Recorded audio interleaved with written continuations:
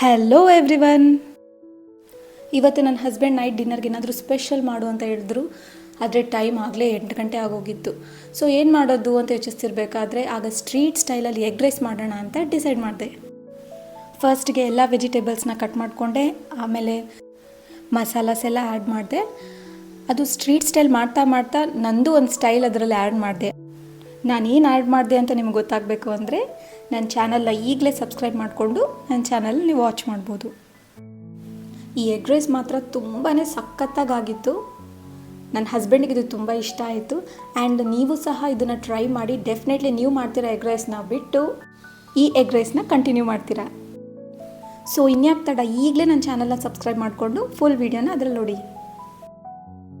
ಈ ರೆಸಿಪಿನ ನೀವು ಲೆಫ್ಟ್ ಓವರ್ ರೈಸಿಂದ ಮಾಡ್ಬೋದು, ಹಾಗೆ ಯಾವುದೇ ರೀತಿ ಸಾಸ್ ಇಲ್ಲದೆ ಮಾಡ್ಬೋದು.